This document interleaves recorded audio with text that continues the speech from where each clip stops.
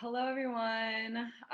Thank you very much for coming. I feel really honored that everyone showed up, especially at least if you're in New York City. It's a really beautiful day today, so I feel really, really honored that you're here instead of outside. But yeah, so I'm here today to talk about atmfiend, which, if many of you know me, I'm gonna start doing a screen share. Like atmfiend is kind of a big part of my life. I started the page in 2018 while I was working. Originally, it was something very different than what I think it's now become. I originally was working in a sex dungeon, and if you go back to earlier atmfiend memes, the majority of them dealt more with, domination and submission and kink and just like having those experiences very bluntly because I didn't really see many memes being made about that on Instagram, as like the platform as a whole, like I really didn't. So I started doing that. Not that there weren't, but I just at the time, like now I'm very familiar with like a lot of people who have been making those memes for a while, but it was very interesting. And then eventually, as time took on, the page kind of became like this interactive trauma diary, which, I think is in some ways like this exploration of not just like, vulnerability, but also like personhood, like my own, and kind of like dealing with some serious issues around shame that I think a lot of people deal with. And instead of, and like, I don't know, I was kind of sitting with this concept, for so long about like what shame does to a person. And I think a lot of what atmfiend is about is that, like how do you unpack that? How do you unwork that? So I'm going to show you some memes and we're going to talk about it. Cecily, hi, do you want to say anything? I'm just so excited to have this conversation. I've been following, we were talking about this last night, that I've been following Erin's page for quite a while. Like I've seen the kind of the evolution of her content and her language. And so I'm really excited to ask her questions about it. Yeah, I'm really excited to talk to you too. So I first want to point out this one on the left here. This one was really, I made that in November of, I think it was 2019. And it was a period where I was really dealing heavily more with kink, but also struggling with a lot of like concepts around, the Anthropocene and the world we're living in, which is something that I think I have dealt with throughout my work in various ways. But that's something that I feel, this is the meme that if you go to my website, erintaylor'salive.com, it's the one that I have right there, because I really feel like a lot of atmfiend for me has been about like before and afters, because even the page itself took on so many of before and afters of like what I thought I knew about myself, even to who I now know myself to be. Because basically, to be transparent about the situation around the page is, so for a while I was just making these memes to my friends where it was like I had about like 300 to 500 followers, which I was really excited about at the time because I was like, wow, people are like finding these funny or just like really relating to them, and I was really pumped about it.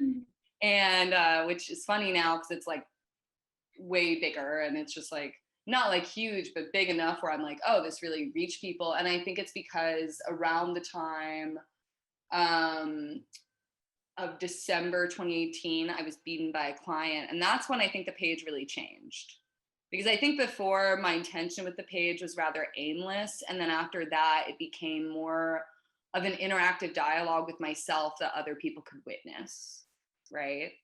And I think it really was this reflection of, yeah, like I was again working in the sex dungeon where I had some very like traumatic instances happen to me, but at the same time as a sex worker I feel like we aren't really allowed narratives around our own experiences.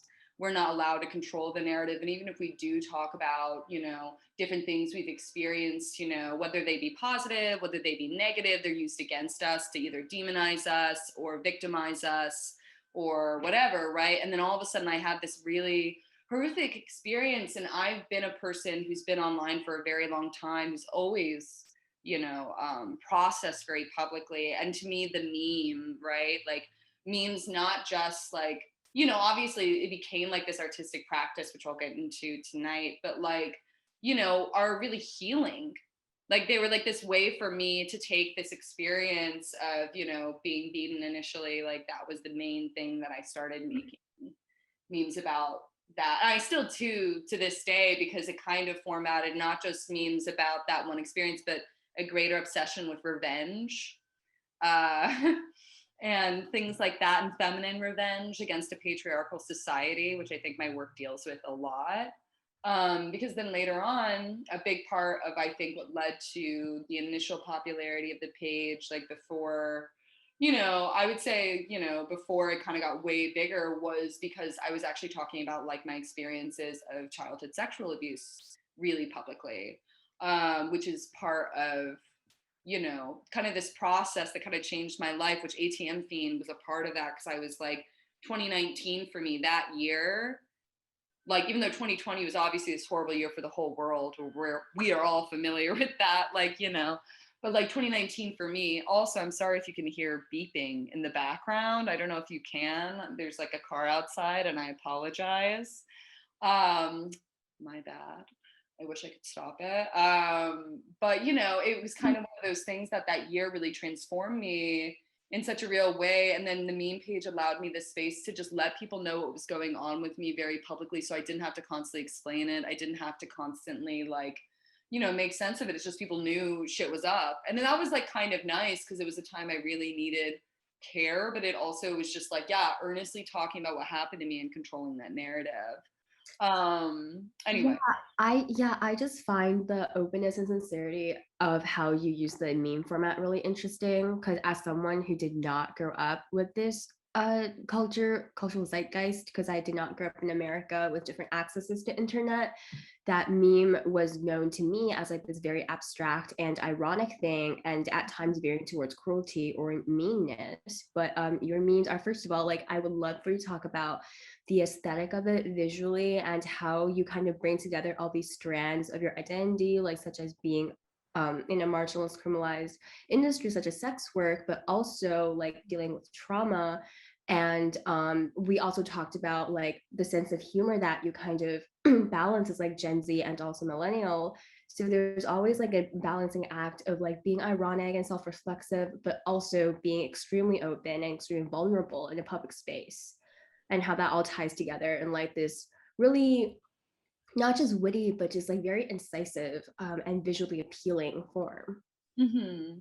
Well, I mean, I feel like when we talk about the aesthetics of atmfiend, is I think it's heavily influenced by Teen People magazine from the 2000s. Honestly, no, really, because I mean, I grew up, when I was a child, and I was kind of in this situation where I was in this very like abusive, neglected environment, but I wasn't obviously fully aware of that. Usually when you have those experiences as a child, you're like, this is just what it is. But one of my big roots of escapism that I really, really loved was reading celebrity gossip and Teen People. And so if you go through atmfiend, like a lot of the images, for example, are like paparazzi photos. And I think that deals a lot with like aspects of like, I don't know, it's interesting because I take, for example, like photos of, for example, like even though Lana is obviously a very problematic figure, I like still love to meme her. It's very fun for me, but take photos of her, I don't know, in a paparazzi, right? And she's obviously being very objectified in that moment, right? But at the same time, my memes are some form of like self-objectification.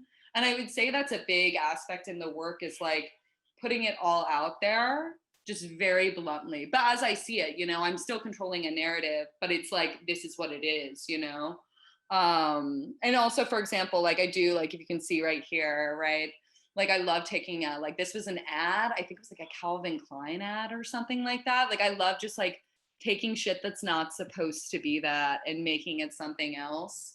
Also, I love this. So this one, sorry. For example, like I sometimes will like to take moments and like, for example, like this was like a classic, in the beginning of June when all the Black Lives Matter protests in Brooklyn especially took off. Like this is a cop car that this person I was flirting with, like you know, basically had seen, and then sent me a photo of it on fire, and then sent me it of like 20 minutes later, like melted.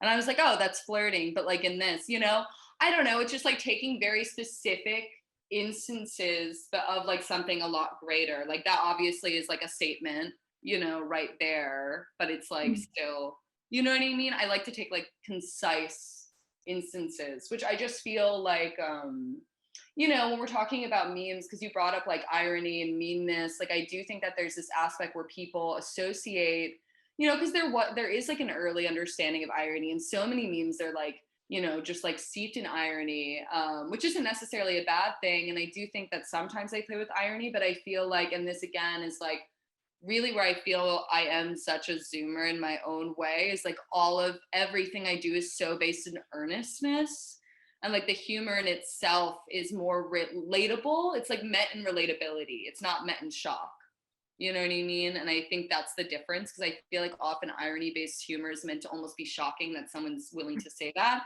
while mine is, oh, people are shocked I'm willing to say that, but because it's like kind of fucked up to be bluntly talking about certain things in polite society. Like people don't want women talking about like being assaulted or having like negative experiences growing up. People don't want sex workers talking about negative experiences. They don't want queer people talking about homophobia. Like the list goes on, right? And if you're just willing to like speak bluntly about it, I do think that is like a major thing about atmfiend aesthetically, and how I like make my work that is different than a lot of people. And that's like the thing. Does that make sense? Yeah, and I just love the cop car on fire meme. I remember seeing it because I just think it's so like smart. It's political, it's radical. Obviously, it is a statement, but I think most of your memes are so like it's full of love. And so a political statement doesn't have to be didactic. It can also be flirty and hot. And but like on the left, it's talking about like deep vulnerability, but the image is just like it's like you get it instantly, but it's like adorably cute. So I think there's that balancing act is always so precarious, but like very fun. And I think that's what like is a big draw of your memes, is that people get it, but they kind of want to like spend a few minutes with it almost. Yeah. No, I mean, definitely. And I think that's the thing, is just like often, and I also feel like I've gone through many different periods of my memes. Like they definitely have changed a lot aesthetically. Because, for example, I had a whole period where I was only doing cursed image memes. Like I would just find various cursed images online and then make memes out of them specifically. And that was probably during like the early, like unpacking like family abuse period of my page, which, you know, I think that was especially something that I really felt like with audiences, I felt they really reached that, like they really felt it. Because I mean, I feel like that was around the period where I feel like I had the most people just randomly DMing me. And I think it's partially because at that time I think I was a lot more accessible to the audience, because at this point it's like gotten a bit too big for me to actually be able to know each person interacting with the page anymore. But like people would, yeah, message me being like, oh, I also had like, you know, this experience, but I've never ever told anyone, and things like that. Or like, oh, like, you know, because of this, you know, I've now like left this 4-year abusive relationship and things like that, because I just openly talked about it. And I think that was something that really clicked to me. It was like a lot of the things, whether they be like memes I'm making about like, you know, being mentally ill, which just I'm just like very blunt about, because I don't believe in having stigma around those situations, you know what I mean? Whether it be talking about like, yeah, being a survivor of like, you know, like CSA trauma, or, you know, like word trauma, or like multiple assaults, like all of these different things. I'm just like very, this is what it is. And I don't think I put more value or taboo on certain experiences over others, if that makes sense. Totally. Yeah, I think that openness is so important. And it is like kind of, oh yeah, I love it when you make memes of your with your own photos. And I would love for you to talk about it a little bit, about how the page becomes more public and gains more traction and a larger following, and how yeah, and how your connection with your followers sometimes get very intense and, you know, very personal, and how that also plays into how the page develops. Yeah. Oh, that's a good one. Well, first with the photos, I mean, in the beginning, I had no photos of myself on there at all. Like that was something I really, because I mean, I was speaking about things that you know, because I feel like people now look at it and they'll be like, oh my God, you like put it all out there, and be like, you know, like sometimes I'll show people and they'll be like, look what you're doing. And I'm just like, yeah, but it's like they don't understand how hard it was for me to share any of that in the first place. Like now that I've had the page for several years, right? Like I think it's almost intimidating, I think, to some people, which is totally valid, because you know a lot of people aren't really at that point of being that sharing, and some people will never be, and that's also totally fine, you know. But for me, I kind of had reached this point of like, oh, like I had known a lot about myself for so long and had so much shame that like I just didn't share with anyone, and not just like shame, but like just like about like my family, about who I was and what I thought that like meant about me, you know? And that's something that I think a lot of people who have survived, like, or who've come from either toxic family dynamics, abusive family dynamics, however they want to refer to it, right? Like having to unlearn so many different things, you know what I mean? And like being able to take control of your narrative is really, really important, in my opinion, in healing, just because, like, you know, all of your life it's defined for you, whether that be from the people that are actually abusing you, or whether it be the society that's telling you you're supposed to feel one way about your experiences, or you know the importance of family, and you know like, oh, should never cut out a parent, you know, kind of things. And that's another thing, is I cut out my dad very publicly on atmfiend, like processed it, and that was like very healing to have that community. And yeah, the relationships I have, I call them my trauma babies because I love them, in my own way. I think sometimes, yeah, it can be overwhelming, but I feel like it's forced me to be really good with boundaries when I need them, right? Also, a point to be made is the one on the left is an early meme page, like Oh, one, because you can tell because there isn't um, like the tag. Because like I after, think your audio cut out for a second. Oh, maybe it's just me actually. But could you repeat that last sentence for oh, me? I'm sorry if that cut out. So on the left, this meme right here with the Sims. Yeah. Oh, like I absolutely love this little sim. Oh, wow, are there notifications? There's 8 notifications in the chat. Oh, I haven't even been looking at the chat. Sorry, my bad. I'll look at that in a second.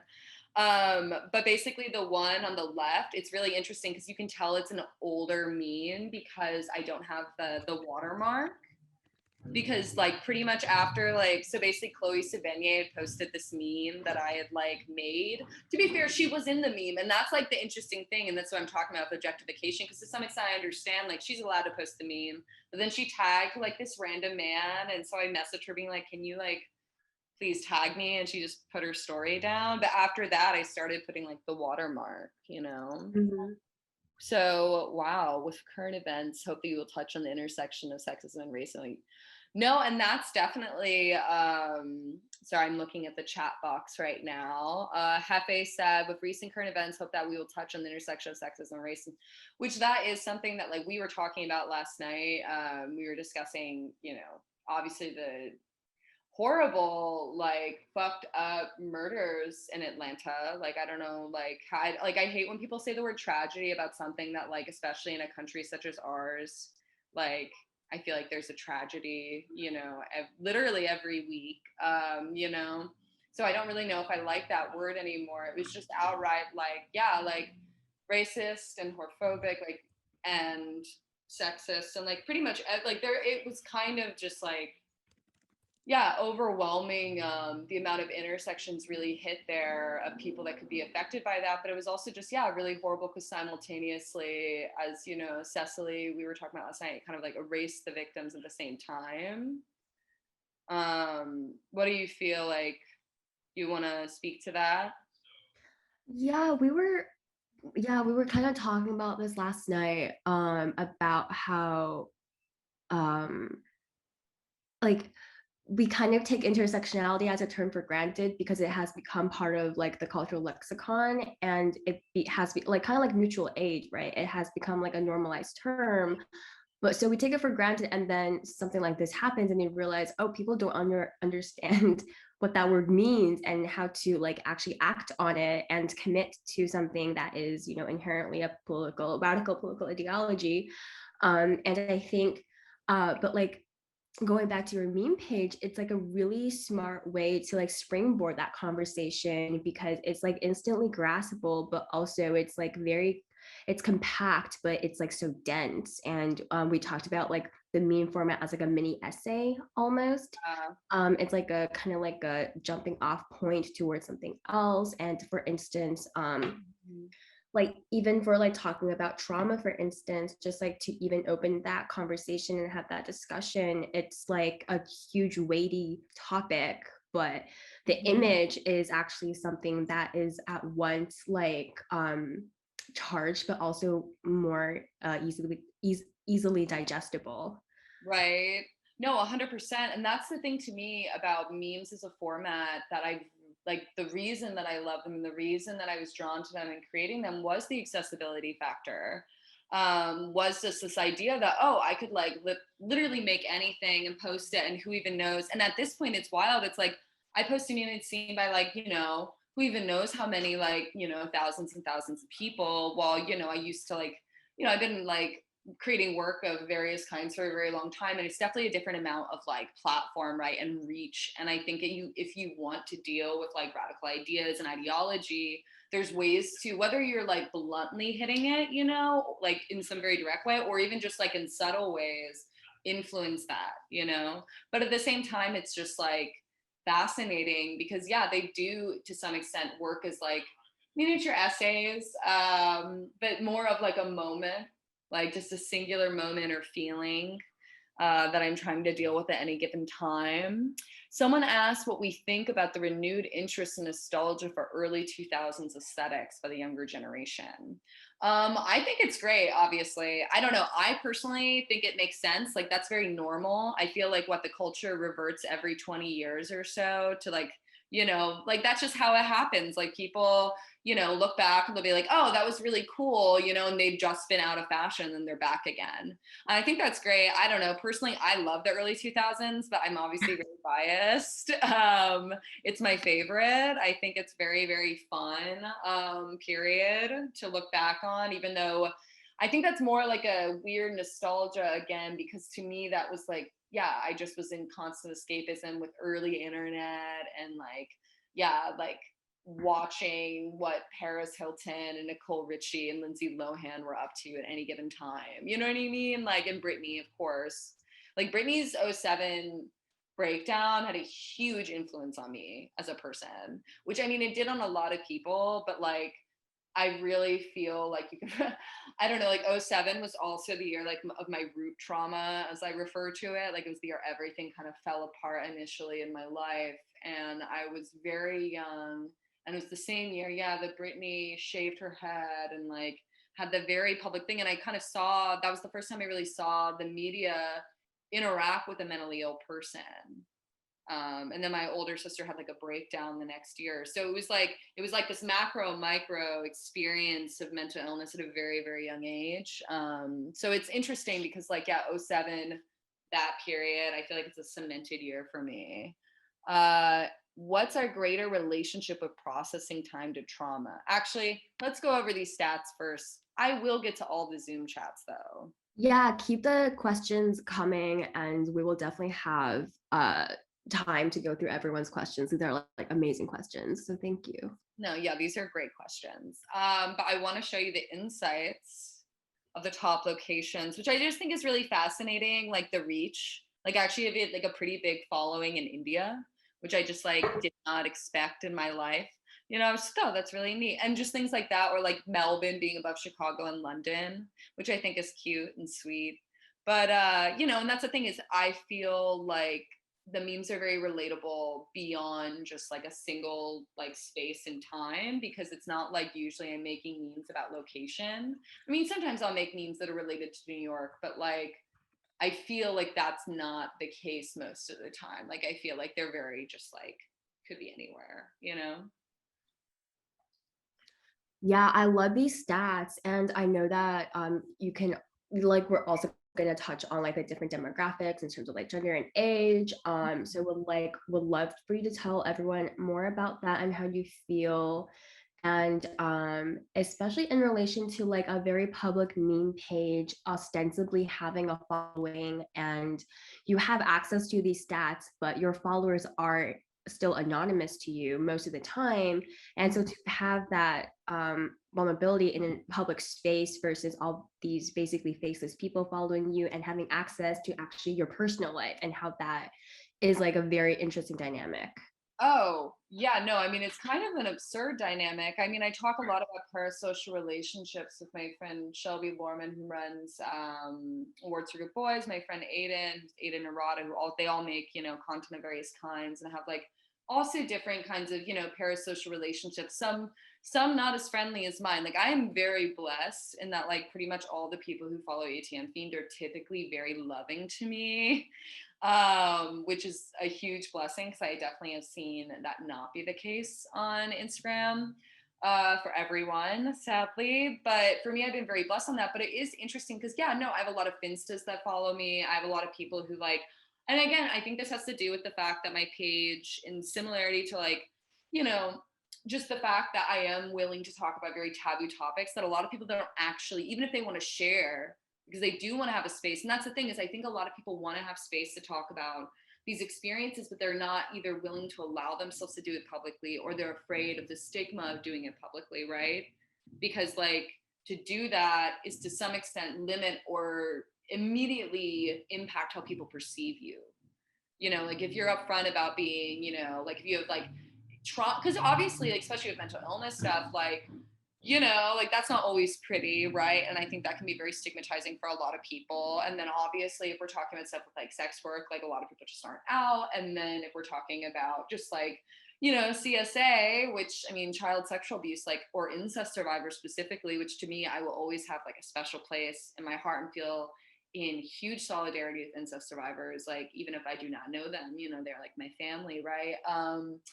But a lot of people want to have that space, but they can't actually do it publicly at all.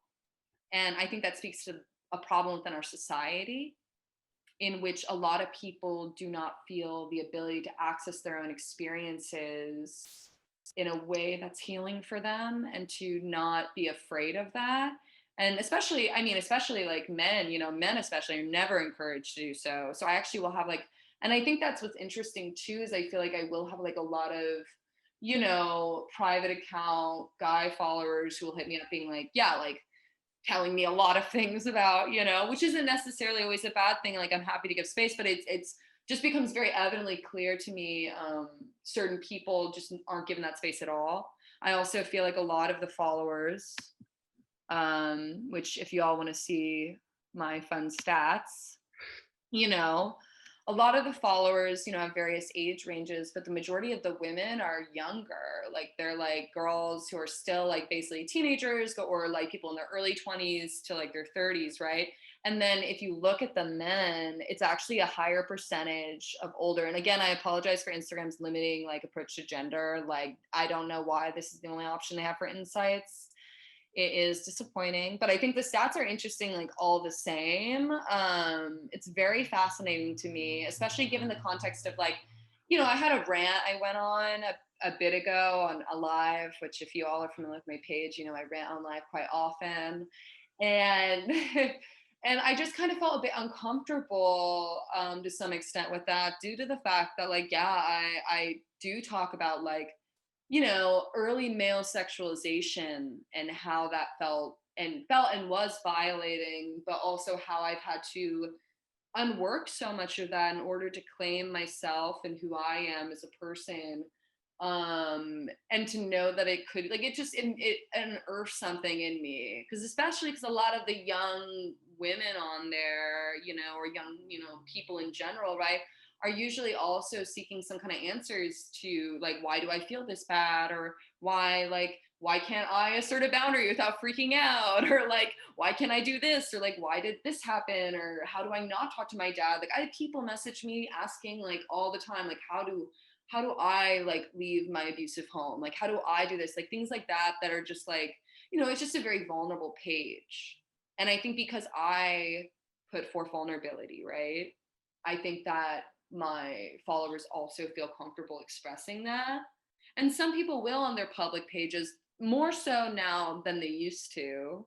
I think that helped with, like, for example, like Emrata shares my memes, like, and stuff like that. And I feel like that was kind of wild because that led to like a way bigger audience than just like the audience I'd had, which I still like, obviously I always, all my audience is equal, but still. Well, Erin, what's your greatest relationship with processing time to trauma? I mean, it really depends, because that's kind of difficult to say, because basically they're asking if it takes me a long while or if I take a moment. It really depends on the trauma itself.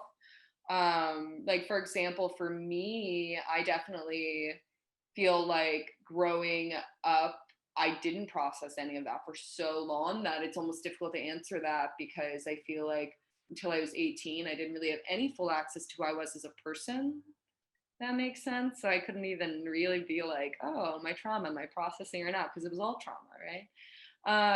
But then since then, I feel like it depends, because I feel like I'm always slightly like, for example, I'm a poet, so I do write poetry that's almost constantly processing. But with the page, I don't know. I mean, it depends, because, like, for example, I made this one meme that it was kind of controversial, and it was about like an assault this summer, and it took me like 6 months to share a meme about it, even though I had made the meme like 3 months earlier. So I don't know. I mean, it really depends on it. I don't really feel like there's any one route of how I go about doing that?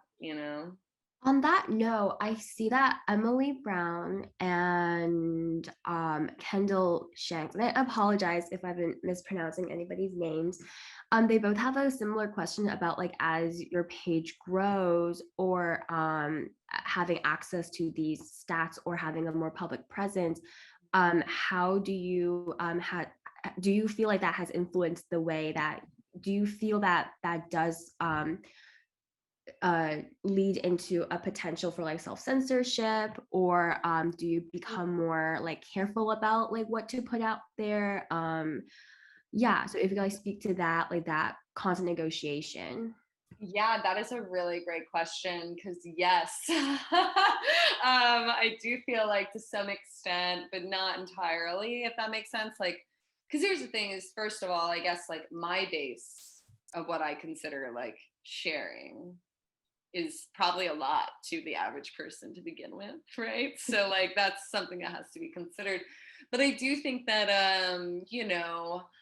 I feel like the bigger the pages become, yeah, I get more nervous about making memes about certain topics or upsetting people. And I did have kind of like a worry about that, because I don't want to, like, for example, trigger anyone. But then I think about it and I'm like, I think there are just like levels of survivorhood in some ways. And I feel like, for example, that one meme, people kind of got like, they were like, oh, why didn't you do like a trigger warn like before the image? But the thing is, as I said, like with all my work, I don't put more weight on one experience than others. Like, I don't think that's helpful. I don't think that is, conducive to healing from things, because it emphasizes a shame that should not be there.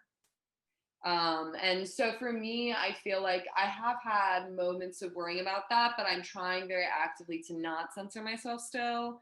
I think the biggest thing to me is like worrying, especially, I mean, I made a post about this yesterday, but just like hearing about various people having, yeah, cops called on them for mental check-ins, like mental health check-ins, because of like page posts they'll make. And it's just like, wild. And I think that's kind of more worrying sometimes. Like, I think often if I am in a very bad way, again, even though this is a page where I should be able to be very upfront if I'm like sad or feeling, but like there are times where I will hold back from certain things if I feel like maybe it would be, less helpful maybe to people. Yeah, I see that Eli Zirkle, and oh my God, I love that skeleton. And also, let's see. Um, Oh my I God, feel, Christmas lives. I feel like I'm missing someone's question. Well, Eli and someone else have a similar question about like meme as a medium, as it becomes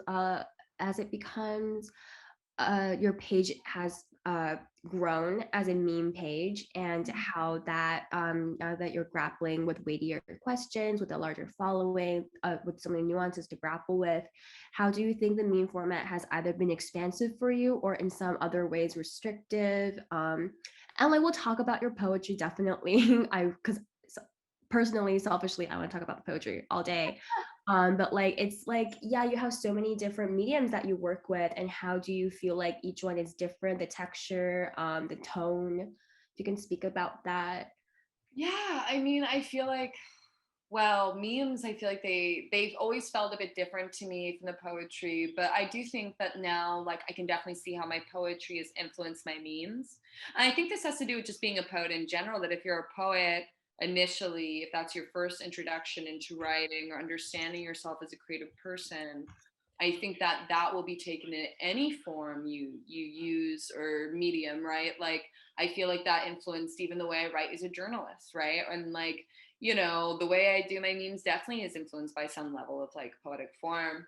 But I do think it's a bit different because like, I don't know, I feel for me the memes was like were just like always this way to play with image that never before felt comfortable to me. Like I don't think I ever really felt like an artist until I really like understood what I was doing with atmfiend, to be honest, because it was like the first place I actually allowed myself to not give a shit about how it looked or if it was bad or if it was good or whatever. It was just like, this is what I need to do. And this is like, you know, well, with poetry, I feel like I had at the point where I started making memes in 2018. I mean, I had been a published poet since 2014, 2015 was probably around when I really started writing poetry more for like an audience, which I think was way too young. I was like 19 and 20, and I feel like a lot of shame about early work.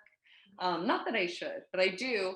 And I think that's like the thing for me is that the memes were like this space where I was allowed to not think about like publication or specific kind of audience or anything. Like, it was just for me, right? Hmm. And the thing with the page getting bigger is it kind of sometimes becomes way past me, you know, like sometimes I will now worry of like, is this too specific to post about wanting to like kill this mobster, right? Like I don't know. You know, no one's gonna relate to that, but it's a, you know, a feeling I have. Can't make a meme about it though necessarily. I don't know, you know what I mean? It's different. Yeah, I just got no from behind the scenes from Nick, that if you want to raise your hand, feel free to. And you know, like either we can like call on you after the slides are over, or if you feel like it's pertinent, drop it in the chat and I'll look through it and I'll ask. But like on that note, like looking at these two memes right now, they're like, first of all, they're so visual, they're very funny. The humor is just like so kind of warm and witty. And I think it links quite well to Fox's question, which I'm going to expand on it, hopefully not misconstrue, who asks, what does feminine revenge mean to you? Which other creators, first like meme curators, poets, etc., do you feel like embody a compelling, interesting alternative version of that concept? And I want to build on that and ask about how your memes are so like specific and unique, and your tone is your voice is always like uniquely yours. And I feel like that makes it very hard for it to be co-opted, even though the meme format is kind of like known for its virality or potential for virality. But your memes are just like, we've talked about like the openness, the personal aspect of it, and how that it is like taking control of your narrative. It is like revenge in a way, but it's also like I mean, Instagram is an institution with its own set of limitations, but you somehow like found like carved out a space where that voice in that format and this aesthetic is not that easily taken away from you. Hmm. Well, I mean, thank you for that. That's really nice to say. But I mean, first off, on the question of like, what is feminine revenge? I feel like for me, I mean, that is a great question. Just because, like, here's the thing: is I feel like that differs for each person, right? Like, I feel like depending on each person's circumstances, but like, especially if you're thinking about feminine revenge against like greater like patriarchal society, right? Which is, I think, what like especially I feel like I just grapple with on an individual level every day when I think about it, as well as like in the memes and in my writing. Because, like, I feel like a lot of, especially like, yeah, just like a lot of women have had really horrible things happen to them and been told to just like smile and take it, and to just like be good and like not, have a bad reaction, and not like assert about, not to even value themselves. And it's not even talked about because it's so innate within the society, you know what I mean? And I think that's something that, like, and this goes hand in hand with what I kind of talk about with like early male sexualization. So for me, when I think about like feminine revenge, I think of like that. Like, I think of taking revenge from a lot of levels, right? Like, because there are a lot of things to be angry about. And I also think about it more talking about within the greater culture of just, there really aren't that many amazing portrayals, right, of like women actually like avenging themselves. Like, there are so many movies, so many franchises, so many books, right? The list goes on of whatever type you want to have of media, right? Of men avenging women, especially for things like rape, right? Especially if it's their woman or it's their sister, it's their mother, it's their child, right? It's like associated to their ownership of some variety. But then if you have something where it's like a woman doing it like themselves, or like being like, fuck you, like that's tends to be pretty controversial. And I would say like my favorite example in media portrayals is Virginie Despentes' Baissez-moi, which, I'm sorry if I butchered that. I don't actually speak French. I have King Kong Theory right behind me on the shelf. I So. love all of y'all need to read King Kong Theory. Virginie is like the foremost, like, well, contemporary French novelist, to be honest. But what's fascinating about her, if y'all aren't familiar, is so she grew up in France and she was like a part of like the punk DIY scene. And she literally used to, yeah, like she used to like, pull tricks on the street. Like, she straight up had been a sex worker, and then she wrote about those experiences. She also had been like a rape survivor, and she wrote about those experiences very bluntly at a time like where really people weren't doing that. And she ended up making a film for a novel she'd written called Baissez-moi, which literally translates to like rape me. And the only way I can ever watch, it's my favorite movie ever. And the only way I can ever watch it is on this movie place called fuckedupmovies.com, or on like XX rated sites, because it was banned in France for a period because it showed unsimulated sex and like, assault. But the whole premise was she was talking about her own experiences, and everyone involved had either worked in the porn industry or had been sex workers. So people immediately try to say it was pornographic and erotic, even though they were like, this isn't porn. We know because we make porn. This isn't porn. But anyway, if we're talking about a tale of feminine revenge against, the patriarchal society, that movie definitely is it. And I highly recommend watching it. Baissez-moi, just saying. Yeah, sorry. Yeah, I agree. I do want to talk about your memes more. I was just like looking at the one on the right just now, and how I like just love what you talk about, grappling with trauma as a healing process. And this one is one of those instances where it's aggressively feminist. It's, women taking control, holding a gun. It reminds me of uh Valley Export, when she was storming the porn theater and like holding a gun, like with their crotch out. But like if you read the text, it's about healing, it's about, grounding yourself actually. And I just love that interplay that you have going on there. Well, yeah, and it's also really fascinating. It's Sharon Tate, and I use memes, like I make memes of her a lot. And that's the thing, is I love making memes of like, of various women who I find, I just really feel for them in society. Also, I just want to, before going to the next slide, I want to say the one on the left.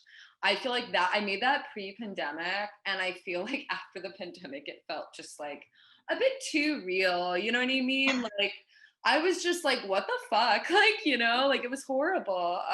But yeah, I really feel like that's another aspect of ATM thing, is it's very anti-capitalistic. I don't really make money off of it, for example, at all. It's just kind of like, this is it for anybody who needs it. Oh, Helen asked a question of how do I conceptualize? Oh, wait, this is the one with the memes and the separate, the poetry, right? Same one? Yes. Okay. Hi, Helen. But basically, I would say that the meme process versus my poetic process, just to sum it up, just to like put the, the little hat on it, is that I feel like with my poetry, it always kind of felt, yeah, like it was bigger than even anything. Like poetry to me is like my greatest love in my life. Like memes are important to me and will always be a part of my like artistic practice and my healing, like evidently. But I feel like poetry in itself is like just inevitable. That's the answer there.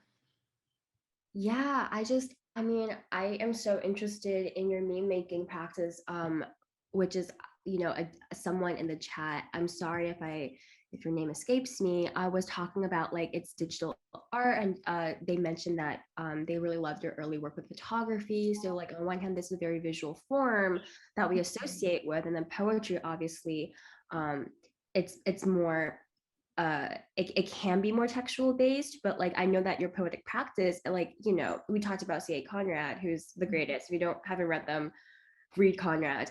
But like it is this kind of like stickiness of text and image that kind of like commingles, because poetry can also be visual, it can be concrete, it can like be fluid. And I mean, looking at the meme on the right, like this can easily be a little stanza. It can like it's poetic on its own already. Mm-hmm. And especially like your memes are about narrative. There are many essays and there are also many narratives, and to really like hone down the language in a very specific way that is just like instantly impactful, which I think is what poetry does, because poetry can touch on feelings that we can't quite articulate, and they're not exactly mimetic and they're not exactly descriptive, but like they work. And I just think that's like a really cool intersection in your art making in general. Yeah, no, I definitely feel like for me, it's interesting because like I don't know, I just don't want to be limited by any kind of medium. I think like I feel like I'm drawn to creating in multiple different forms. Just because I feel like there are many ways to tell a story, and I feel like there are many different things I want to talk about and explore, and many different kinds of people I want to reach. You know what I mean? And so I never want to limit myself to just like one thing, right? But I do think that, yeah, they influence each other very like obviously. Especially this one, like the hottest food I know, all carry Narcan, definitely like that is like in Bimbo Land, the book that's going to be coming out in October. Like all of the poems, for example, like none of them look alike formatting wise to any other poem in the book. Like it's kind of incredible in that way. Like to be honest, when I was looking at it, I was like, oh, they're very different. And I feel like also it's just like, yeah, like they're always popping up on the page. But that's the one like big difference is in my memes. I do think I allow myself paragraphs. And I don't usually do that in poetry at all.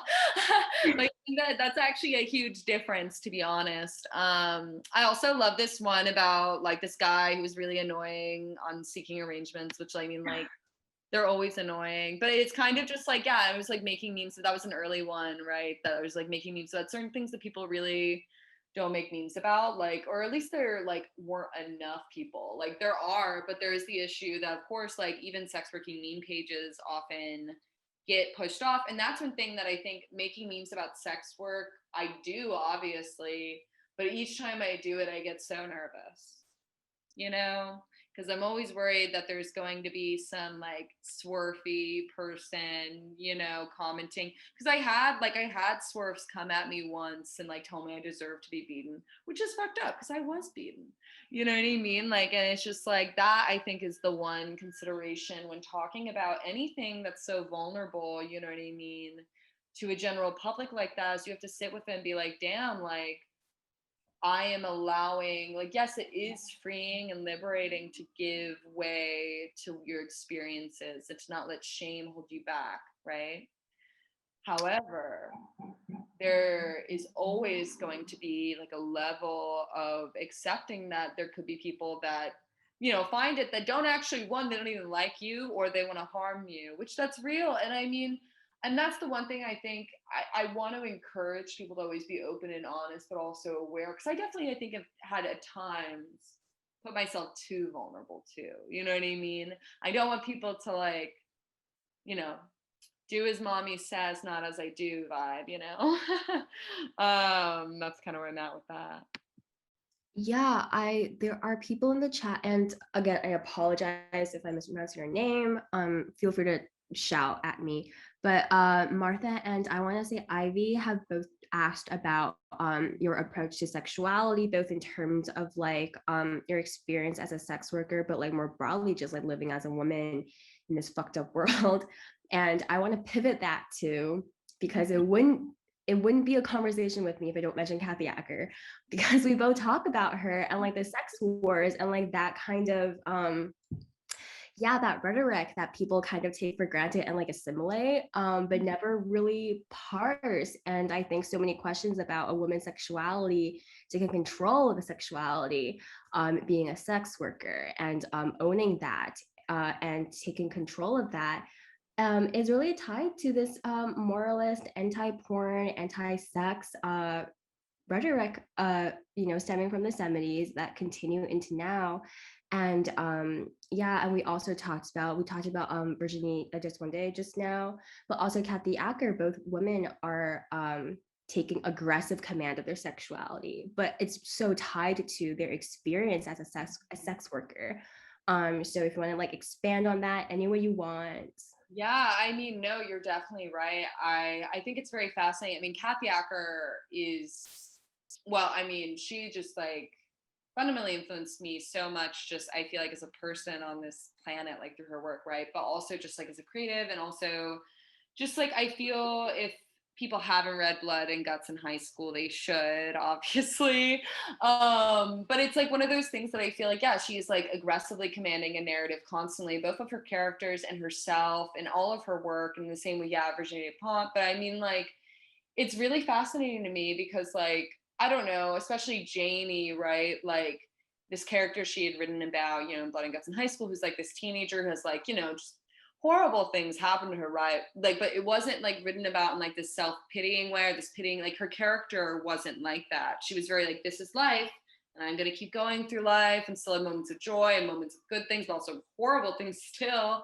But that's kind of how it feels to actually be a person of like those experiences when you do have such like intense adult experiences at such a young age and that early sexualization. And I really related to Janie's character. So reading that book was really, really, really influential on me. But yeah, like Kathy straight up had talked about in this documentary that, God, when was it even put out? It was, you watched the same one. It was like, I think it was like the 19, like there was Maplethorpe was in it. It was very, Maple was in I was very downtown New it was York. on YouTube. If you Yeah. just Kathy Acker documentary, like on YouTube, you'll find it. But it's really amazing because it was when she was alive, and she was talking about how like they were walking through Times Square and how like working in a peep show had been very influential on her, and she hadn't really understood a lot of the world. And I do feel like even though I think there are multiple levels of radicalization a person can have in their life, I do think working in like the sex dungeon was a very radicalizing experience for me, and also not just politically and ideologically, but also in my work. 100%. I don't feel like I would be making the work I am right now. I don't think I would be, I don't think Bimbo Land would be a thing. Like the work I would be writing would be completely different because those experiences fundamentally change how you understand your own sexual agency. And here's the thing is like, I want to be clear that those experiences are not equal to everyone. I do not believe in empowerment narratives. I don't think, and that's the thing is I don't think like people like Kathy Acker did either, or Virginia. They talked about some very blunt, grim things. And I think that's why there are a lot of people that don't like talking about their work, because it makes them uncomfortable for women to be like, hey, like actually I did have a lot of horrible stuff happen to me, but I still like I'm allowed to make these choices, and I still allowed to do things, even if I know they're like things that I shouldn't be doing, in the eyes of society or the law, or, or maybe things that I know are a little bad for me, but I'm still going to do it anyway because I'm allowed to make bad choices. Things that I think women traditionally, in general, their own portrayals and in general portrayals of them, because, obviously very different situation when you're portraying yourself, they weren't allowed to have bad women narratives. You know what I mean? And I think that's something that like, as a creative is like a really big thing to me of just like, because I'm not a perfect person, and the work that I'm making is very like self-exploitative in many ways. And I think that like, I don't know, my gender and my sexuality play a big part in that. And my experiences of understanding femininity, because I don't really feel like until I was a sex worker, I really allowed myself or had space to do that. Like I didn't get my nails done until I was an adult because like to me that was like what rich women did growing up. Like I couldn't afford that. Like, you know, I like was a Goodwill kid. Like it wasn't like, you know, I grew up in a situation that could access certain types of femininity. So I think, yeah, a lot of like the aspect of class drag to me is like a part of femininity too, like being able to play into like a different person almost, you know. Yeah, and yeah, I am so That drawn comes to out in the memes, I think, as well. yeah. I just think your comment about how like Kathy and Virginie, neither of them like believes in the empowerment narrative because like it's not like a dichotomy where like it's either fully liberatory, like you know, have sex with whoever you want, it's always pleasurable, or it's always like, oh, you should like take care of your body more and like be more reserved and like be more careful. And I think both of them are kind of, and also in your work, there's no punchline, there's no like end of the, you know, there's no punchline, like sex is just sex and trauma is just trauma. And the one on the left, for instance, like it's almost like yeah, it's it really is as sometimes as blasé as that, because there really is no like the end of the journey to some of the experiences. It's a continuous like grappling and coming to terms of it. And I think like in Acker's work is just like these horrible things happen and they are pleasurable and like Janie loves it, but like she's also like deeply destructive and she's miserable also, like it's like Yeah, like the levels, right? But that's the thing is exactly. women should be allowed to have nuanced and complex existences that don't make sense, right? Like we should be allowed to have that and we should be able to have those, you know, ideas. And I just want to say I really, really love what you said about like there isn't really an end point because it's true. It's like, and that's something that I think I really came to terms with on ATM Fiend was because it was like this realization of like, oh wait, healing for me might not be healing for other people. Like, and what I mean by that is like there is no end goal for me because I'm always going to be struggling with this trauma. I'm always going to be struggling with how these things directly impacted who I am. I mean, sometimes it'll get easier, right? But the inevitability is I'm going to be grappling with it my whole life, right? And I think that's something that before the page, I really couldn't grasp, you know, until I had to do it all the time of just sitting with it.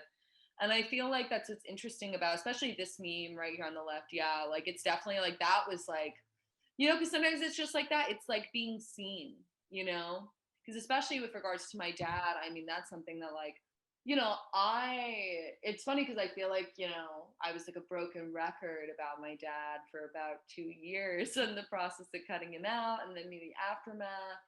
But before that, I barely would talk about him. I would barely discuss it, you know, and like a lot of people who have, you know, are from experiences of trauma, right? Like they'd rather not discuss it until they're like sobbing from something really random and it makes no sense. You know what I mean? Like things like that. It's just like, you know, I feel like the page was like the space to be able to actually be like, hey, like I can just sum it up here, be seen, and put it away. Which I mean, maybe the idea of sharing something to 16,000 people that you don't really know doesn't seem like putting it away. But to me, it feels like putting it away because it's just like it's there and it's not mine anymore. They own it now. It is a form of archiving. Like your meme page is kind of like your personal archive of feelings, and archive of experience. But like it is, yeah. I mean, you call it your trauma diary, but it is also a trauma diary for like the people who follow you because you know, like it is there's always a sense of camaraderie there. Yeah. So yeah. And I just love the one on the right because it's like yeah, I think someone in the chat talked about how like when they have a hard time articulating something, they sometimes share like your meme to their friends because like sometimes we like need a pick me up, like the you know like the meme on the right where it's just like it's witty and funny and like kind of tongue in cheek, but like it's rooted in love, like profound love. No, and that's the thing is definitely, I feel like the memes that, you know, I want to be making and the memes that I feel I'm most proud of are the ones that are really clearly rooted in a space of love, like not just to myself, but also like encouraging my followers to love themselves. Because here's the thing is because did become very aware early on that a lot of other survivors who were from like similar like experiences of me, you know, where they're like actually, you know, survived very similar things that I had felt so alone in for so long. I mean, even being able to give people a space to recognize that they deserve love is a healing thing for me. Yeah. And yeah, I was just about to ask about your next slide because I love the one on the left. It's another one of those. I have no idea why I would love that meme, but it's because it's at once so hyper specific. Like you mentioned, like sometimes you wonder, like, is this relatable? Is it too specific? Like, is the narrative too long, for instance? But like, it just works. It's like such a, first of all, visually pleasing image. You know, it could be like a Baldessari painting almost, but on the other hand, like putting it out there and realizing people that respond to it must have been like a really, like, I don't know how you felt, like perhaps surprising, perhaps validating that, oh, but also on the other hand, like perhaps a bit disappointing that this experience is so prevalent, as it were. Yeah, I thought it was interesting because especially with that one, I've been on a personal level exploring a lot of thoughts about degradation, and how it can be, in a sense, a very healing experience. And so I think with this meme, I was especially working through those feelings, but also at the same time dealing and grappling with like, on one hand, I do want to be kind of, you know, often degraded like a little fuck toy sometimes, but I also want to be respected and loved. And I think those things should be able to coexist. You know what I mean? And it was kind of like dealing with this, especially, I mean, a lot of my memes when I'm talking about anything with like being a woman, deal with like the Madonna horror, you know, Mhm. issue, which like I really feel like if you're a woman who's in very sure control of what you want from your life and your, especially your sex life or your romantic life, and you're very blunt and direct and whatever, a lot of men don't know how to deal with that and also view you as a person.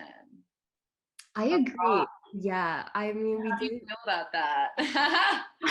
Yeah, who knows why I responded to that, but no, I agree, but it like also ties back, like your memes are so visual and so immediate, but like they're always rooted in like a really radical intersectionality, because even to like parse that difference and parse that kind of tension is rooted in like societal whorephobia, that like somehow degradation, objectification, like wanting to be used, it needs to be rooted in some kind of like a very a very moralistic view, a puritanical view even, of how that has to be bad.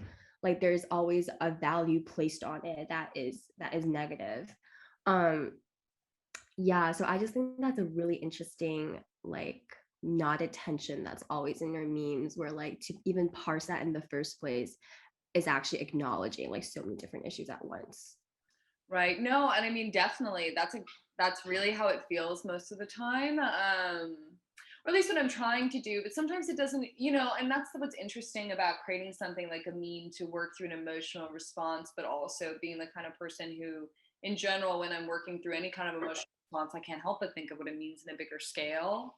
So I feel Mhm. like that's why intersections often get brought in, even when I don't even necessarily, like when I go into making the meme intend to have it. That happens a lot. Like obviously, like for example, this is a perfect example about like I'm dealing a lot with the concepts of what femininity is and interpersonal, especially when you're fucking like, you know, a cis het guy. I don't know, you know what I mean? It's just like it's just the issue.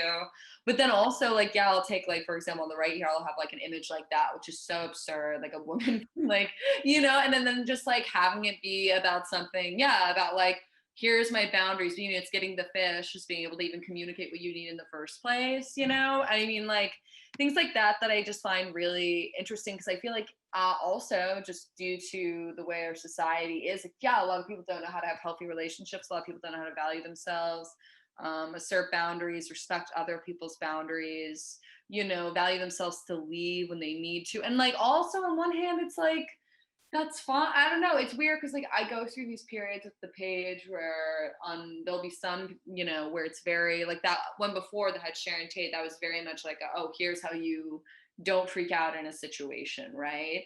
Yeah. And you know, which is something that a lot of people like I had someone like print that off and put it up on their wall.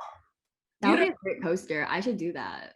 Right? Like, I mean, everyone has always permission to turn off any of my memes, but it's just really weird because it's just to think of because I'll have periods of that. But when honestly, years ago, that was stuff that was really difficult for me. And I think that's the one thing I will say is like often, again, because people are drawn to the memes for, their own reasons, usually where they're trying to unpack things and feel okay and protect within themselves, right?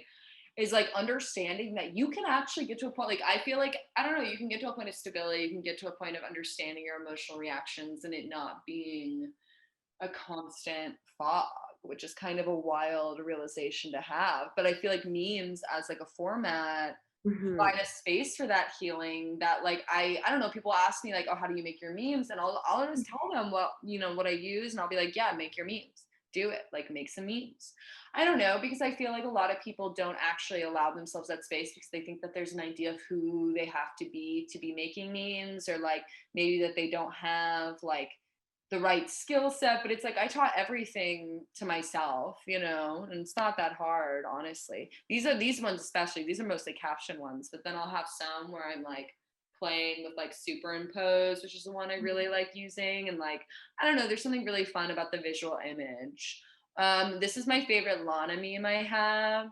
That's so good. And I think it also deals with that concept of like men not being able to see women as people if they're fuckable, but also crazy. But at the same time, them also only viewing us as like crazy and fuckable at the same time, but still like blaming us.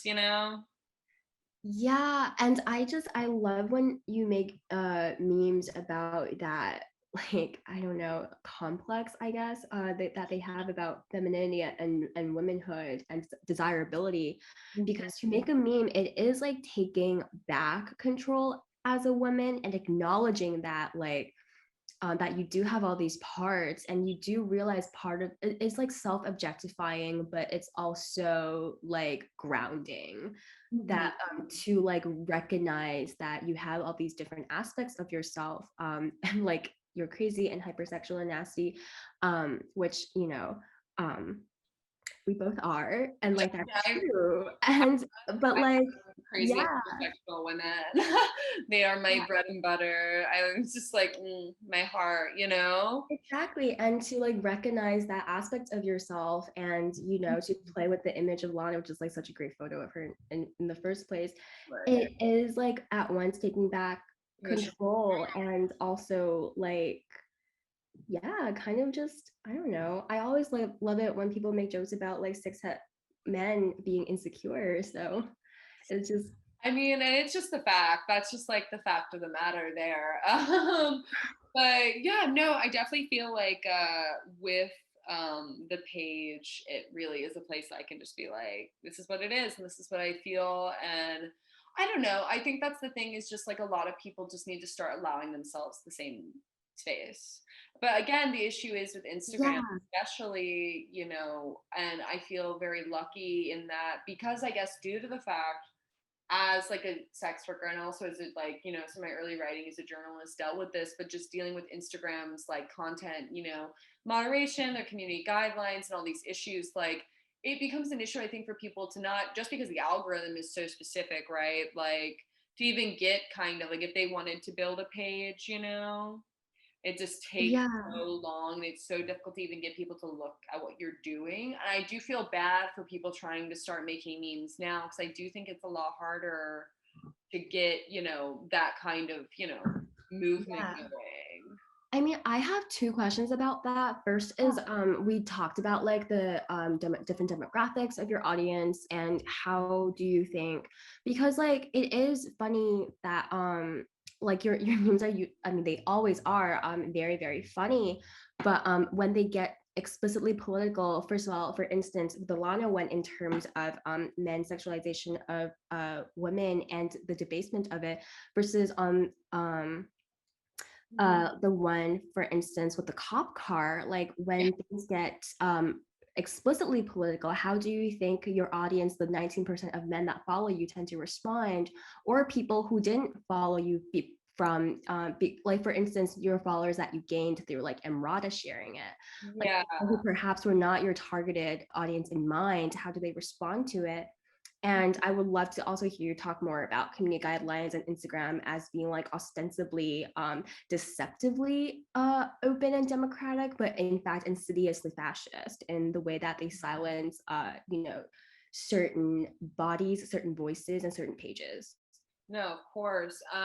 So I mean, I do feel like with as the page has gotten bigger, of course, like the more blatantly political ones, there's always going to be some trolls that'll occasionally come through. I've been very, very lucky. I haven't had that many extreme trolls, but I've had a few. I think usually if it's men getting mad about things, it's often either been, yeah, like swerfy people, like, sex worker, exclusionary radical feminists, or, I once had this very angry man just swear that I was a narcissist, which was interesting because again, like a lot of the page deals with like women unpacking how like narcissistic abuse is like, you know, dealt with, and how it's been horrible for them to deal with in their lives and how to like survive and heal from that. And it was very interesting because it kind of just like I often feel like when it's something like that, it's a lot of people just in general, again, finding it very threatening. Someone really just allowing themselves a space to be, yeah, very just like incredibly honest about their experiences and not in a way that is like, because I never try to be flashy about them. Like, I don't feel like I try to be corny about what things are. I don't know. I'm more just like, this is it. This is how it feels in a very intense, kind of concise way. And I think that's something that can, yeah, be very intimidating, especially to men. But when it comes to like more normies, or I don't even know if that's a term are we even allowed to use the word normie anymore? I don't know. But like people who like, might not be like, yeah, like in the know, like queer and sex working shit and, finding my page. I don't know. I think usually they're sometimes the ones that are most like into it because they're so repressed. No, but really, like, because, like, so a lot of people who, like, especially if they're in, like, the Midwest or the South in parts, which I'm originally from Oklahoma. So, I mean, like, I totally understand, like, the culture of how that can be to be in, like, kind of more in the middle of nowhere. It's like, people aren't necessarily going to be talking about those experiences so blatantly on a regular basis. So, I think sometimes, even though I would expect people to not really get it, I think often the experiences tend to be relatable across the board. So, that's kind of the cool thing, to be honest. I think it's pretty neat. There's a question about what are y'all's thoughts on gender abolition? Do you want to go first? Do I want to go first? Yeah. I agree with Lucy. Abolish gender as a social construct, but allow individual genders to be kept. That is an interesting thing in relation to your page. Is yeah, just going back to the demographic breakdown of Instagram, and I wonder how the algorithm is Oh, insidiously. yeah. Sorry, I missed that. You had asked me about that. And I forgot. Yeah, no, it's fine. I mean, if you want to talk about it. Um, no, I mean, yeah, no, because then definitely with the gender aspect, because that's something that I think a lot of people forget. At least, I mean, this is definitely how it was when I wrote like my internet on my vanilla internet bitch article. Was that I know that's a huge amount of words. Was that basically if you have your Instagram set to like a woman like gender setting, right? You actually are like higher likelihood of getting shadow banned, which a lot of people aren't even aware of that, which I think is interesting. Or at least at the time it definitely was, because that was something that sex workers used to do to try to combat it, was Mm. to change their gender. That way the algorithm wouldn't notice and like target them. So that's the thing, is like there are so many kinds of algorithmic issues, because there's algorithmic racism, there's algorithmic queerphobia, algorithmic sexism, and like of a variety of different kinds, right? And then like fat phobia, like especially on Instagram you really see it, and it really becomes like this issue where, especially because they're really, they call it, as you said last night, like they call the community guidelines, but it's not like they're actually accountable to the community. It's not like the people on Instagram are like voting, being like, hey, like I want to be able to have this shown. There's nothing like that, right? It's them choosing, and over time, especially after Fosta Sesta, which if y'all aren't familiar with Fosta Sesta, you should definitely research into it. Past, it became this thing where like there was a huge stamp down, and the algorithm, started really targeting people, people of color, especially Black people, sex workers, like all sex workers, and there definitely is a difference in a class element there, because you know, a person is like, let's say a sex worker page meant to be getting clients, right? They could be posting things that aren't that dissimilar to what like an influencer, right, is posting, like in regards to nudity. Mhm. Yet the influencer is fine and is getting like promotional deals, while a sex worker, you know, they have like a source of possible income taken away from them, you know. And I feel like that is one thing when talking about, when, you know, making the memes. I think that's a big reason why I don't have a lot of hyper nudity in the memes, to be honest, is because I'm so nervous of it getting taken away, that like I purposely myself like do not often have that many memes unless it's like my own, that I'm willing to like take a risk, which I have. I memed a nude bathtub photo once, you know, like I've done that before, you know, and I love to do it. Why not? And that's the thing, is like, which that meme, somebody on Twitter, like a really gross man, re-memed my nude photo of myself once, and that was kind of gross. That's very gross. Yeah, and that's the thing, is when you put it all out there, that's like inevitable. Oh, and on the gender abolition, obviously, I feel like gender in itself should be like, I don't know, important, but it is, because people in society fucking apparently care about it. But in general, people should be allowed to identify however they wish. But at the same time, shouldn't have any gender ideas or assumptions forced on them. And especially, like, I also think it's interesting because, like, I don't know, I feel like that is something that, you know, we're talking about the ways in which gender performance that we all have to do, obviously, to some extent, like we perform gender constantly. And especially like when I think about it, like from the perspective of like how I will dress when I am working versus how I'm not in public, Mhm. is I think a very different thing, for example. And that, when I'm having those experiences, always feels like very specifically performative in a way that is like fascinating, but it feels very much like a choice to be more of that, which everyone has that. But Yeah. overall, ranting, but the idea is like, yes, gender abolition is good, you know. Yeah, it's also about like decentering the nuclear family and like deconstructing that kind of like you know, that primacy that it takes in the world. And it also links to your constant references to your own trauma about like how, because of that structure set up as the norm, it like really like narrows ways that survivors can process their trauma, because they're told constantly that this has to, you can't cut out your family, you have to love your dad, you have to love your family. But like that's also tied with like assimilated ideas about like how to perform your gender as, for instance, a daughter. No, um yeah, I also love a Kate Bush meme. You gotta love a Kate Bush meme. me too. But no, but definitely, especially when we're thinking of gender within family dynamics, I mean, that to me is like, I don't know, I feel like the family is the earliest understanding of patriarchal violence, like 100%. Like I feel like that's the root of like all patriarchal violence, is the family, and then an extension the state. But you know, they're reflections of each other. Yeah. Yeah, let's talk about this Kate Bush meme because I'm obsessed. And I we talked briefly yesterday about how when I came across your meme page, a lot of it that I responded to the most was about like wanting it all, Yeah. because we are told as women, or like people who are socialized as girls and women, are often taught that you can't have certain things. That's usually what's told to us, that it's, you know, you need to be careful, is what we're told. But like this one is like, yes, we want it all, and it's okay riding a dolphin into the sunset, like Kate Bush does. But literally, no, I mean, definitely, I think that's a huge part of just my work in general, but also specifically the meme page and this meme.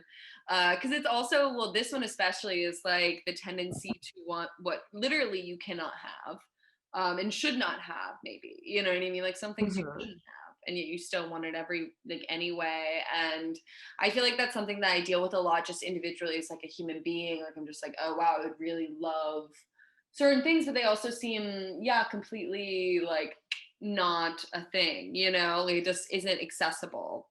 And I feel like that's a feeling a lot of people have and deal with on a regular basis. I'm gonna turn on the bigger light. Sorry, y'all. I just didn't realize how like dark it had gotten. Whoa, bright. Hi, everyone. I have a tendency to sit in the dark, apparently. But yeah, no, I definitely feel like it's one of those things that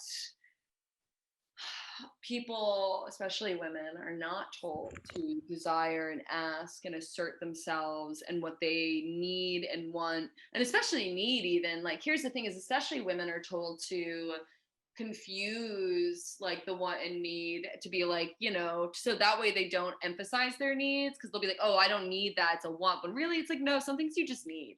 You know what I mean? But I feel like we're actually discouraged to even acknowledge that.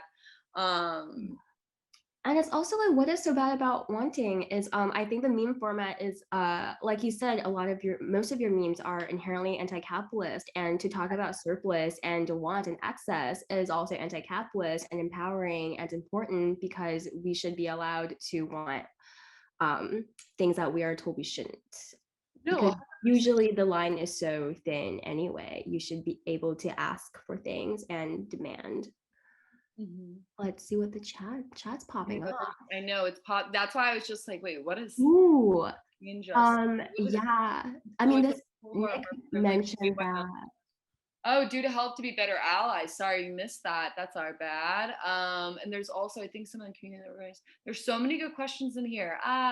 So I mean, I feel like especially it's really interesting because like I don't know, like more privilege, like you said, straight white male, etc., is the options due to help be better allies. Is just that I don't even know if I can teach someone necessarily, but I do think that there's the aspect of like actually always being open to criticism. I think that's the big advice I would give is like always being open to learning and understanding that often we are all unpacking so many privileges all the time or marginalizations all the time, that in which like sometimes you're always going to be learning, and people usually if they're bringing up things to you, it's because they want you to be better. And so I think that's a big part. I think especially if someone who recognizes they have certain privileges is also recognizing that they probably are going to inevitably mess up sometimes and should listen to people when they talk to them. That's just one idea. There's a lot of things you should do. AK, give your money for sure, but like, Yeah, to you support know. so I see that it's 6:30. I want to leave like maybe 10, 15 more minutes. I mean, everyone has Zoom fatigue, but Erin, do you want to leave your slides up, or we can go back to the room and maybe people can, ask questions in person to you if you want? Oh, I'm down for that. Like if people want to do that, should I stop screen sharing? But also this, if you guys don't have it, but that's all accessible online. I'd say stop share. Or Yeah, if people would like to show their faces I'm and down for maybe faces. If ask a people want, question. people want it. Oh, there's still 67 people in here. That's so cute. Yeah, friends. Oh wow, hi. Hello. Oh, this is adorable. This is cute. I don't know if people can, I don't know if they're allowed to talk. How does it work? Or we just. You're welcome to like raise your People hand. have to unmute themselves and they can talk. Right. Wow. Yeah, remember to unmute yourself. You want to talk? Hi, Taylor. Erin, sorry. I'm very slumber, and I just wanted to like go into more detail. Okay, I'm really nervous about like how you think your trauma has like affected your gender expression and sexuality. Because like I've been thinking about that recently, and like I thought I had a lot of like internalized like misogyny or like patriarchy because I don't feel like very connected to femininity or like women by default. A lot of trauma came from my mother, but I realized it's not patriarchy, it's like my trauma, and it'd be nice if you could like speak on that. Oh, that's so real. So yeah, I feel like it's something that I'm gonna be honest, I'm still working through my relationship to my gender. I think that because like that's something that I think over the last year I also have been unpacking in regards specifically to the CSA trauma, because so much of my early understanding of my gender had nothing to do with what I felt I identified with or how I should perform gender, right? It was more informed by what I thought male sexual desire was, because of my understanding of myself was so rooted in CSA trauma, and like my understanding of myself being only worth value if I was sexually desirable to men. And now I've reached this point where I know that's not true. And so I'm finally able to do that. But what I'm going to say is like, it's totally valid to sit and be like, oh, wait, like I thought it was all these other things, but really it's this. And I'm just going to be real. That's going to happen your whole life. You're going to have so many moments of thinking it's one thing. And then you find out this whole other aspect of who you are as a person. And it's like a paradigm shift in understanding yourself. And I would just say to be like really open to learning that and reflecting when you notice those things about yourself, because it's really easy to reject them too, but you shouldn't. You should actually like, process. Did that help? Does that, but because for me, that's really where I'm at with the gender stuff is like, who even knows what's going on there? Like I'm not in charge of that. Even though I am, but you know what I mean? Yeah, that was really helpful. And like, I guess I've been like, questioning my sexuality. Like I always thought I was straight, but I feel like my trauma has kind of shifted that. So now I'm like, I guess interested in women. But do you like cope, like not cope, like do you ever think that like maybe your sexuality would be like different if you were like going through, I guess, more safe childhood, or like how do you cope with that? Because I don't feel like I would be attracted to women if I wasn't like traumatized, but my attraction to women feels different from my attraction to men, and like it feels like it's like almost tainted like in a weird way. Well, I feel like I want to say that like you're definitely in the process of unpacking a lot of internalized notions about yourself, like in general, right? Which makes sense because we all are. But also I would say that people, it's not like obviously people can have trauma and then end up being queer or be queer and have trauma, but like they're not necessarily, like one doesn't necessarily go to the other, right? Like that's not how that really works. However, at the same time, like obviously trauma impacts your understanding of yourself on every level. And that's the thing too, is like, it's not like that isn't like valid feelings, but also to understand that, like maybe the reason that you feel, because I, for example, like it took me a very, very long time to even come to terms with the fact I was sexually attracted to women due to trauma of growing up in the Bible Belt. So, I mean, it took a very, very long time to allow myself to act on it and to feel safe doing it. And also specific traumas around, yeah, like as I said, male sexual desire, because I was like, oh, if I'm into women, I'm not going to be sexually desirable to men. And it's like, it's a process, right? But it's like, one of those things that also like there's nothing like wrong with you. I just want to say that. You know what I mean? Like there's nothing wrong with you and how you feel, like, and it's fair to have different emotional reactions at the time, and maybe it'd be good to like write down those and journal them throughout. But also like, the reason you're attracted to women has nothing to do with like the trauma. You know what I mean? Like, but also each person's going to have many relationships to their sexuality throughout their life. So that's why it's kind of hard to give a complete answer there, because I feel like as anybody who's queer probably feels like, I feel like that relationship to queerness changes, especially when you like are unpacking so many layers of trauma. And that's why I'm just saying, like, journal and keep track of how you feel about it so you can just look back later. Thank I you. do see that we have two people with their hands raised, but I want to acknowledge Kendall's really amazing question. And then we'll go to, I think the order is Emily, and then I don't know your name, but you can introduce yourself. Because Kendall asked, how do you feel about memes and meme analysis being incorporated in academia and academic writing, considering we are at the Bard Meme Lab, whatever that means? No, I mean, that's a really great question, because on one hand, I want everything that is about memes, / about any topic, honestly, to be entirely accessible to people on a widespread scale.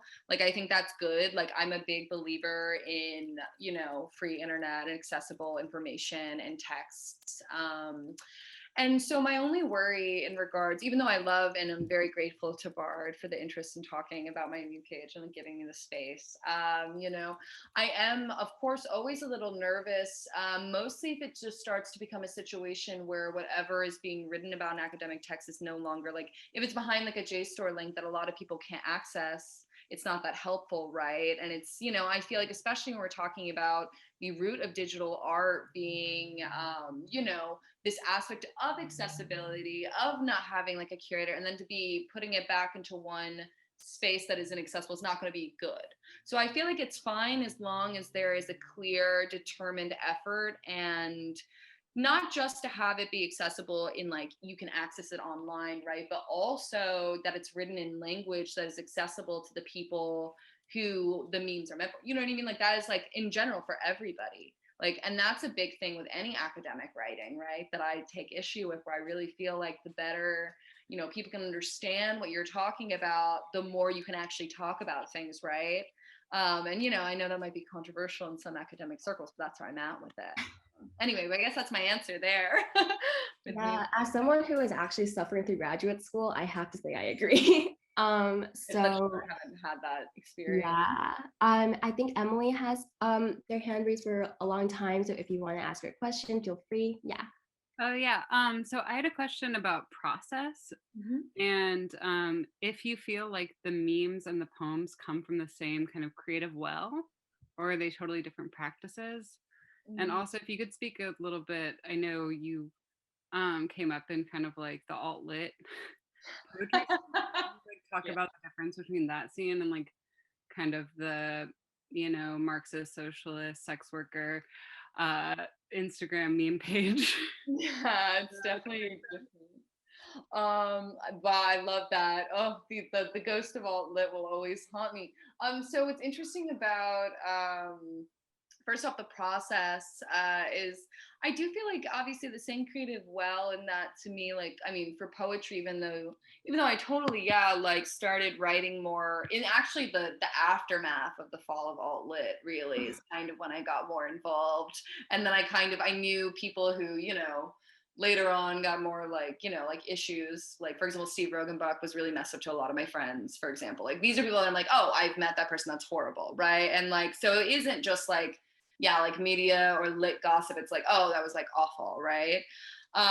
So very complex there. But with the well, so to speak, I feel like it's more just like, I don't know, poetry, it's again, the process is the issue, is like, how do I even word it? It's just, I think about audience, I think a lot more when I'm creating poetry and what I'm trying to say. Well, with memes, I feel like that is so personal that I actually, to some extent, often try to deny myself thinking about what an audience is going to think about it. Like, I don't want them to do anything about it in that way. Well, with poetry, I'm always thinking about how an audience is going to interpret a text or a group of texts, right, together, which I think does influence the process a lot. And with the alt lit scene, I feel like, I don't know. I mean, no, but because it's something that needs to be talked about, because it isn't like, because I was not involved in alt lit. Again, I wanted to make that clarification, but I did know a lot of people who were also involved in it very real, in like a very real way. And I think it's really sad because, you know, I feel like there was a lot of interesting play with like digital poetry and work that was being made at the time that really was very interesting. However, it was taken up by spaces that were like, yeah, like very abusive men who were, you know, allowed space to, you know, have their heads get a lot bigger and then take advantage of a lot of very vulnerable people. And I would say that the difference between the scenes that I have now been privy to access, you know, is that it isn't that. It's like the exact opposite. And it feels amazing to be able to have a space where I can be vulnerable and know it's not going to be like used against me in the same way it would be in those kind of, you know, circles. And also just like, I feel it's way more earnest. Well, I feel like alt lit is so steeped in irony. Well, like I feel like if anything, a lot of my poetry is like almost reactionary to the alt lit world, if that makes sense at that point, because it was my early understandings of poetry, and or at least of poetry in a contemporary sense of like, oh, like I'm interacting with this, you know? Does that make sense? I hope that answered your question. Very cool. Yeah, we have one more question. If you want to introduce yourself and ask Erin a question. All right, what's up, motherfuckers? I'm some trans bitch based in the Pacific Northwest. If you want to give me a name, call me Ketamine Mommy.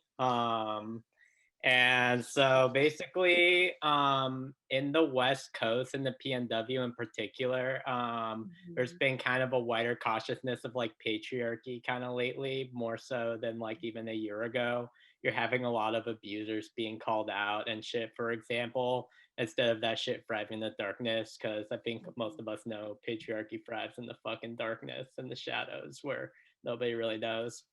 And there's just more general awareness of like how men's presence and like social movements and shit can like inherently be like can inherently almost serve as like a counterinsurgency, like fucking why misogynists make great informants and shit.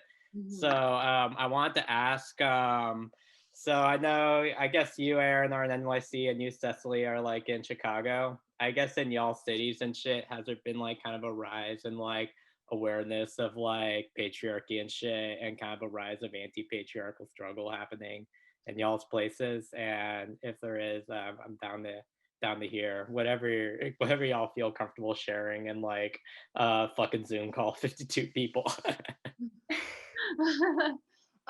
Well, I feel like that's something that's always been very present. Well, not, I can't speak to always, because obviously, like, I have not lived in New York my whole life, right? But I feel like there is, like, obviously a very, continued history over decades of various, like, yeah, like anti-patriarchal struggle, not just like in organizational spaces, but creatively. But I also think it's one of those things, especially like at least in the modern day, I feel like for me, I can't speak to like every, because I feel like when we're talking about like especially feminism, there's a lot of different kinds of feminism, right? And I feel like there's feminism that excludes a lot of types of people, and so I always get a little nervous unless I know we're on the same page, right? And so like I feel for me, like when I think about anti-patriarchal organizing of any kind, or like things that are happening, yeah, it's like sex workers who are like the sex workers organizing. I know that's like who I feel like, for example, like Kai and Dorshaw, like is an amazing example of just like incredible, like person who spent their whole life, she just like is like this, yeah, mother of a movement. And, I don't know, it's just fascinating because she just like, was able to, like every time she talks about patriarchy, she's very interesting. But also like when we're thinking about, the work she's doing with Glitz, and like it's kind of going beyond just like, patriarchy, because then also in New York you have circles of like, yeah, like people that are very, very privileged in their experiences of womanhood, who then will like take words and be like, girl, like the girl bosses of the world. Do you know what I mean? Like, I don't know. I feel very hesitant about, necessarily always accepting everyone at like face value until I see their politics more. Anyway, Cecily, you can talk about Chicago, obviously. I hope that makes sense. Yeah, I mean, I've only lived in Chicago for a few months. I was in Philly before this. I grew up in Beijing, so it's like so for me, it's like always a constant negotiation of like, this country like really sucks, and treat women horribly, but like coming from Beijing, I'm like, sometimes I'll be like, I'll take it. But yeah, I agree with Erin that there are so many degrees of privilege, prestige, oppression, insidiously so, unconsciously so, to parse. And I think the rhetoric of calling out the patriarchy again really comes from like second wave feminism, which was like a white feminist movement. It was a white women's movement. So I think to really become more aware of like all these layers of our identity and how we move through the world is for me more important than simply, yeah, I think like I think people put weight, I do believe that people put a lot of credit on a term becoming more accessible and normalized and freely used, because I think the danger of that is that counts as a victory, which is a very minor victory in terms of like the material conditions that people live in. So, which is all to say that I just agree with Erin. In full agreement. And I hope that answered your question. And I do see that, I don't know, I mean, Nick is the timekeeper, but if you do feel like you put a question in the chat that we didn't get to and you would like to ask it, feel free to raise your hand now and, ask Erin a question, I guess. Either way, grateful you all showed up. Very blessed. Yeah, I think actually we're probably at a good place to wrap up. This was amazing. Thank you so much, both of you. That was so fantastic. Thank you all. Thank you everyone for coming. This was so fun.